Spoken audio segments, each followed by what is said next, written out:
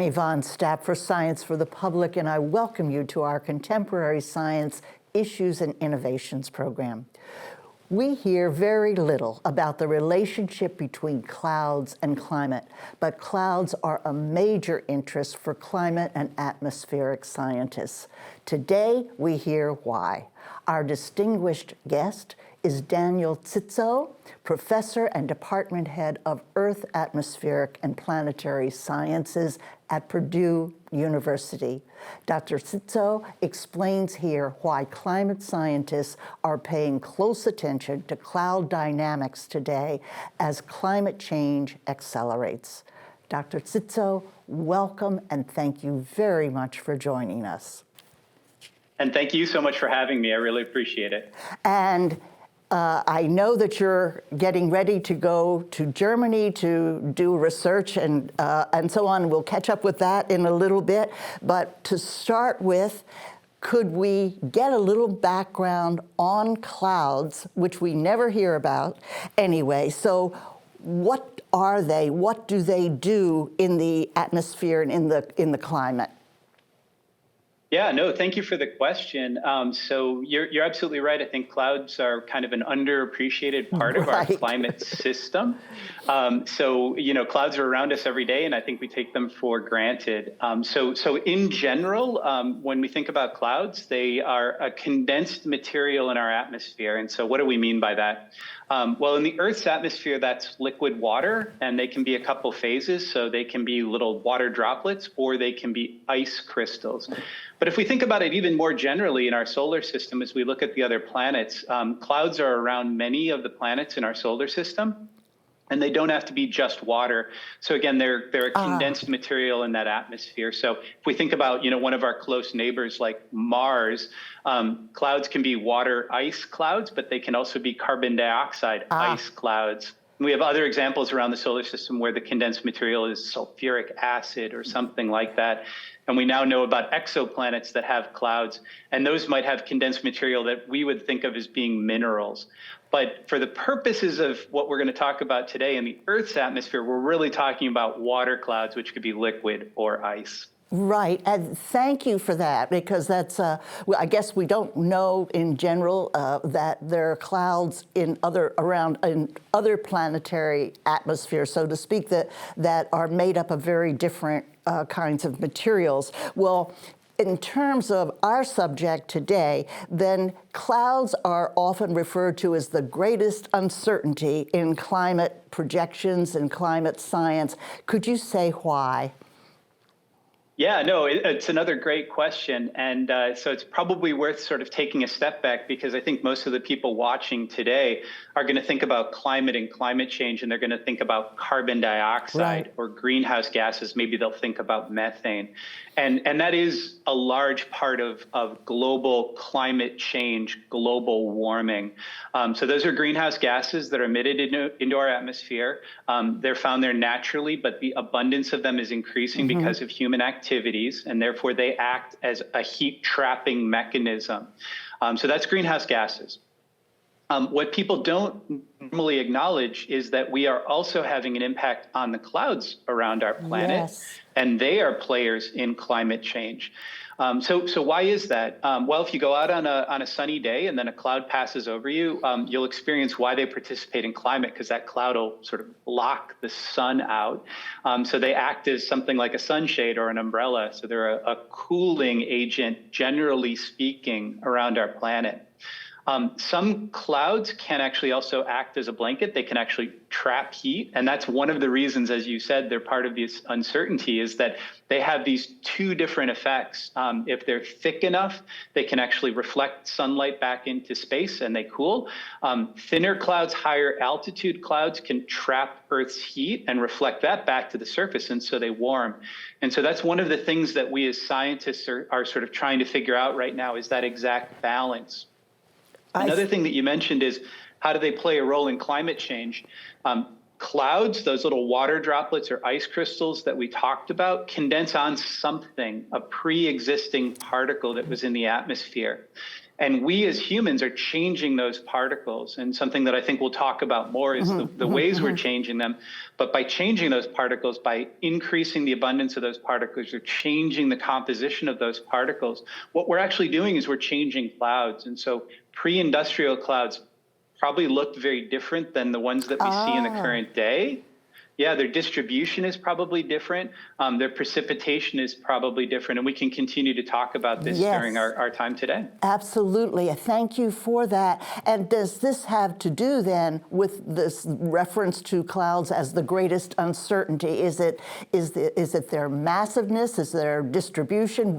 What and their makeup? Is that all of it why they are a great uncertainty as far as climate change is concerned? Yeah, you're absolutely on the right track. And so that's one of the reasons that they're an uncertainty. So again, if we go back to these greenhouse gases we talked about before, we know what the emission of those gases is. We can measure their abundance directly in the atmosphere. And we even have these proxies that we can go back in time, ice core records, that type of thing, and find out how much carbon dioxide there was in pre-industrial times, going back hundreds of thousands of years really now. Clouds are very different than that. Because we know they form on these particles, we know that we're changing their abundance, their distribution, and so on. But we don't have these proxies for clouds. We can't go back and say clouds looked like this in the year 1750 or the year 1500. So we have to sort of extrapolate in a way that we don't have to do it with greenhouse gases. The mechanisms of their formation are also complicated. Yes. So a particle might be very good at forming a liquid cloud, but not an ice cloud, or vice versa. And so as we change those particles, we're changing cloud coverage in a very nonlinear way. And so until we work out all of these steps as scientists, it certainly is not as easy as sort of projecting greenhouse gases into the past or the future. Clouds are much more complicated. And that's what we've run into as scientists, is that we're still trying to figure out all of those sort of intervening steps in their formation, their distribution, and ultimately their precipitation and their evaporation. Oh, thank you. Okay, that is, by the way, the sort of next question, these aerosol types how they form clouds, and you just pointed out you get liquid or you get ice. Can you give us a little more detail on that, like how to make a cloud, and depends on what it is, it's being, what the particles are, and that's your territory. Can you go into this business about the different kinds of particles and how they form the cloud? Yeah, absolutely. And again, as scientists, we love it when you ask these kind of questions because, of course, this is the area that my group and I work in. And so we're always very happy to talk about the research we're doing. So no, it's a very good question. And we can start out with these liquid water clouds because those are easy to think about. So if you put up a material that's soluble into the atmosphere, a small particle like a salt particle, maybe from an ocean, or we can think of places like, the Great Salt Lake Basin, those playa salts that make it into the atmosphere. They're obviously very soluble, and they'll be very good at forming droplets. So that's kind of the easiest one for our listeners to understand. Where it gets more complicated are different particle types. Like, let's talk about mineral dust for a moment. Most people have probably been out on a windy day, or you've been on the beach and you see these mineral dust particles, bits of sand or bits of soil getting kicked into the atmosphere. Well, those are insoluble. But they may have soluble components. They may be good at forming water. Other ones may not have soluble components, and so they're not as good. And so we can't treat all of these things the same way as far as their cloud formation potential. We also now know that there's bits of that material that are very good at nucleating ice. They represent a solid surface that in some way looks ice-like. And so ice likes to knit itself together on the surface of some of those particles and form ice clouds. So that's a complication that we're trying to understand right now too. So those are kind of the critical points that the field is at right now. And that's really where we're trying to spend a lot of our time, is understand what it is about these components, these special materials that are doing that. Another thing that we can talk about is where these particles are coming from. And so mineral dust is a fascinating one, and one that we spend a lot of time on, because as the people listening today would think, mineral dust seems like it would be a natural particle type. And it certainly is. There's been mineral dust storms as long as the planet's been around. But we as humans are actually changing the abundance of mineral dust as well. As we change land usage, as our livestock, for example, overgraze in certain places, as we see climate change taking effect in making certain areas more arid, more desert-like, we're increasing the amount of mineral dust. So is that natural? Well, the mineral is, but it's in the atmosphere because of a human cause. And this is another thing that as scientists we're trying to project into the future is how are our changes to the planet going to affect normal particles or natural particles getting there? I see. And that you are working, I think, this past summer, I think you were working on a problem, do you call it biomass? The particles that are derived from these huge wildfires. And I think that in general, we don't think of those things affecting clouds. But you say, I think, to the contrary, they do. Yeah, no, that's another great question. And so as we're filming this here in the fall, early fall of 2023, folks looking back will remember that this summer had a lot of biomass burning, a lot of wildfires in North America. And so this is one of the complexities of the problem that you're bringing up is that we're seeing more land burned every year as a result of climate change. So as our climate warms, certain regions become drier. And so what we have is an increase in the amount of burning. And some folks have predicted or said that, for every degree of warming, we sort of see twice the area on average burned per year. So that doesn't just exist as areas that have been burned. It puts particles into the air, and so it's kind of like sitting by a campfire as a kid and getting that face full of smoke, but we're doing it for entire regions. And so for this year, the folks on the eastern seaboard of Canada and the US experienced that from the wildfires predominantly in Canada. And that smoke made its way over the Midwest where I am today. And, we were blanketed with that. We heard a lot about that in terms of human health, breathing in those particles and the gases. But what you said is absolutely right. Those particles also represent the seeds on clouds. And so we're going to see changes in clouds as a result. Those particles don't just make it into the atmosphere and go away. They hang around for a long period of time. And they can be very complicated because as you have these powerful fires taking place, we have high winds as a result, getting sort of sucked into that fire. They pick up some of that mineral dust we talked about. And so some of those components, again, are very good at forming clouds. And so as those smoke clouds sort of, disperse into the environment, we do affect clouds downstream, and we do have impacts like we've talked about. And how does that affect the climate? Does it have a direct effect on it? Does it get colder, warmer, whatever? Oh yeah, the question you're asking is sort of like the holy grail is, is it warmer, is it colder, and that's again really hard to answer, right? So, the fire itself is producing CO2, which again is an enhancement of a greenhouse gas. And now we're making particles which are going to presumably make, a few more clouds. And then the question becomes, are you sort of offsetting the amount of greenhouse gases you've put there with the cloud increase that you're seeing? Another complexity is maybe some of those particles are forming those high altitude clouds that actually trap heat. And so getting an exact accounting for all of those things is not easy, and that's the critical thing. So there's no simple answer to that.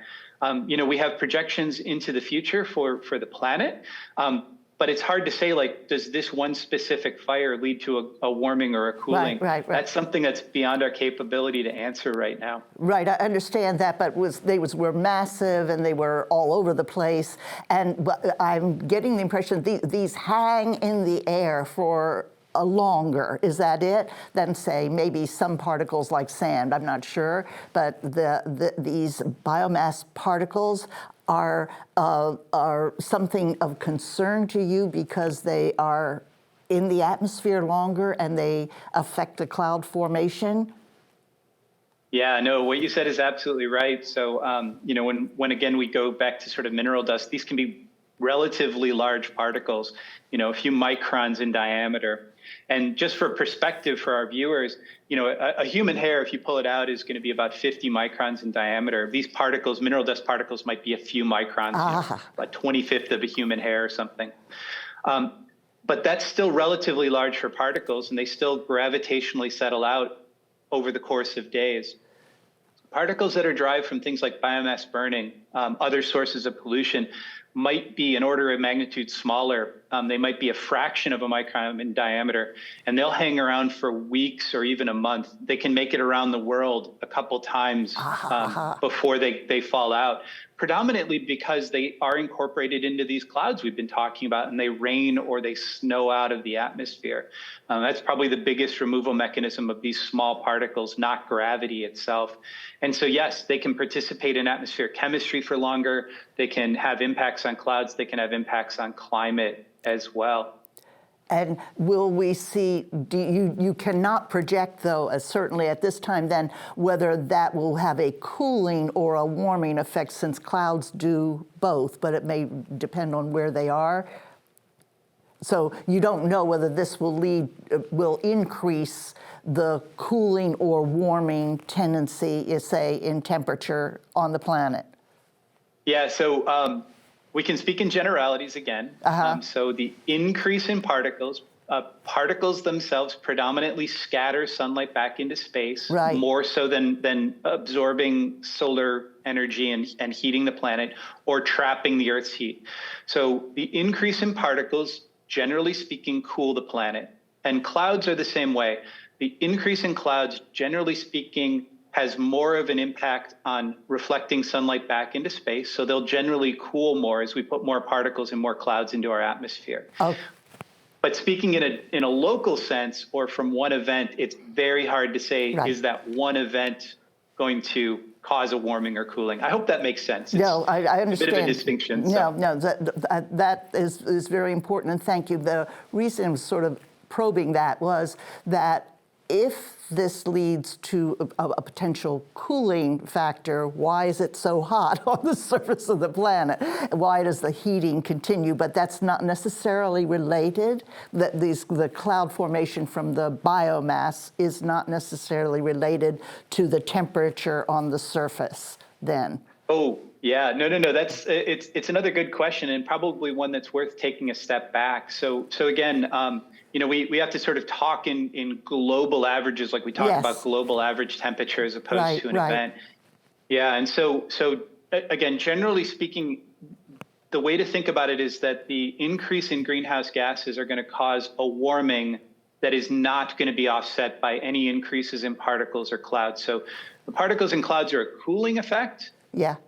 Again, generally speaking, but not as great as the warming effect from greenhouse gases. And so that's, again, part of our uncertainty here is you're adding something and subtracting something, but you're subtracting a smaller value. And so uncertainties in both play into the climate system as a whole. And so I think that's probably one thing to get across. Another analogy we might use is hurricanes. So people have probably heard in the past that, we can't attribute a specific hurricane to global warming. But we do understand that the number of hurricanes per year and the strength of those hurricanes is increasing because of climate change and warming. And so maybe think about particles and clouds in it as the same sort of thing. We can generally talk about warming, cooling, again, as a generality, but not a specific event having an impact. Right. Thank you very much for clarifying that. Again, we never hear about these things, and they're kind of important. And now I would like to consider, governments invest a lot in the kind of research that you do. You fly for NASA. I mean, you go up. You don't fly, but you are collecting particles up in the atmosphere for NASA and so on. And governments pay close attention to this. Why is this? Why is this necessary? Yeah, it's another really great question. And so it is incredibly important that we study these for a variety of reasons. And so, as we've been talking about, my group and I are interested in the climate impact, and we'll circle back to that in just a moment. But I do want to bring up the fact that, there is a very, very important impact of particles on our environment, and that's actually on our human health. And so we've been talking about biomass burning and wildfires, and I think for most of the people watching today, they'll know about the wildfires from the summer because it had a huge health impact. And so we had these air quality alerts. And so certainly your question about, why are governments investing in this? A lot of it relates to human health. I see. Understanding particles, understanding gases like ozone that are going to impact our health. most people, when I was growing up, we didn't even think about sort of an air quality forecast, but Right. we see that every day now, especially in Yes. summers like we had today or this year. So I want to make sure, and we give credit to the fact that a lot of that investment is rightly in the area of human health. But a good part of it is also to understand our climate, this acknowledgement that if we don't understand these greenhouse gases, if we don't understand the particles, how they directly participate in our climate and what we call indirectly through the formation of clouds, then we're never going to get the science right to project climate into the future or to say under different scenarios of the future what our climate will be in 2030 or 2050. Yes. So this is all an attempt to accomplish that. And again, the particle collection and analysis is extremely important to this. We understand this now. And then there's the complication of you're going back to the lab and modeling with this stuff. I understand now it's dynamic, it's complicated processes. And so in terms of modeling, how do you do it? Can you give us a kind of overall discussion how you try to model this and compare this and that? Yeah. So again, in the interest of full discussion or full disclosure in this case, my group and I are predominantly laboratory and field scientists. Yes. And so we work very closely with modelers, but I don't myself run one of the, especially one of these, very capable climate models right now. I know just enough to get myself in trouble. So I'll try to explain it. And I'm going to explain it from the standpoint that, I view our work in the lab and in the field as producing the data that can be ingested into these models to better project our climate. So, so there's a few things to think about here. So, a model has to understand the current world around us. And those are the measurements that we make to understand our climate today. And then we also have to mechanistically understand enough about how, for example, a particle would interact with water vapor in our atmosphere to form one of these droplets or ice crystals to form a cloud, and then how that cloud would ultimately precipitate out or evaporate. And so that's what these models have to be able to do in order to understand climate in the future. And so what is climate in the future? Well, it's scenarios that we sort of think about today, like what might the world look like in the year 2030 or 2050? How many greenhouse gases are going to have accumulated? How many are we going to be putting in then? How are particles going to be emitted then? What is our land use going to look like again, 10 years, 20, 30 years into the future? And so, even though computing is becoming much more capable year after year, there's still limits to what we can do. And so these models do have to simplify the system somewhat. So you can't, track every particle in the atmosphere and think how it moves through. You have to make some generalizations, what we would call parameterizations. And that's the thing that we try as lab and field scientists. We try to help the modelers out is how to simply but accurately parameterize particles in the atmosphere. Again, we can't, consider every single particle. We can't name every single particle or number it. We have to sort of think about mineral dust or biomass burning, and the distribution of those particles, the size. So I hope that helps answer the question, but that sort of simplification, but keeping enough of the data to make sure that we're portraying the world accurately for climate is really, I think, the grand challenge of modeling right now. Great, thank you for that. And now we only have about 5 minutes left, and I have two things to ask. First of all, your climate predictions based on your own research, do you have anything to say along those lines? And then after that, I want to ask you something about geoengineering. Yeah, absolutely.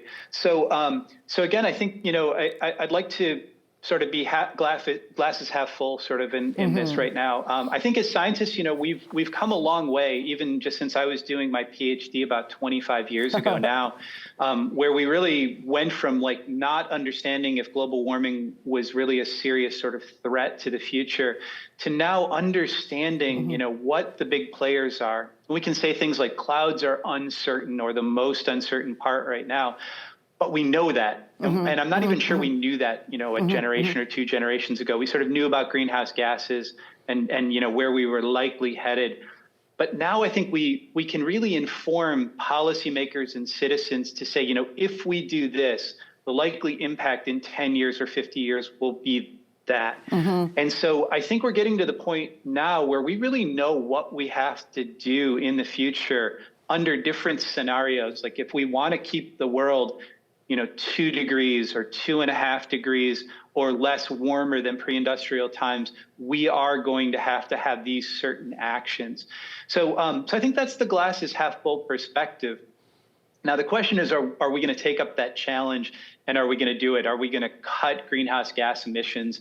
Are we going to change our sort of land use practices to accommodate what we know is going to go on in these future scenarios, to keep the world in a climate that we can sort of deal with as humans, that isn't going to have too much sea level rise, that isn't going to have too many heat waves, that type of thing? I see. And in your own research, it is helping to provide some answers along these lines. So the buildup of CO2, which is continuing right on course as we speak, that sort of thing you will be analyzing in the future in terms of what it does for the atmosphere, the clouds, and so forth, right? Absolutely. Yeah. And, every year I think we get a little bit better at projecting into the future. We understand mechanistically what's happening in our atmosphere a little bit better. Yeah. But again, the big challenge now really is, are we going to start implementing the solutions that we know are there? Yes, that's understood. And that is the question. And it gets a little distressing, to hear that they're not making a lot of progress along those lines. But at least the scientists can keep pushing on that. One of the things that has been a topic, and we have discussed it before, is solar geoengineering. And in our last few minutes, we only have about 4 minutes left, but I wonder if you would explain to us what that is.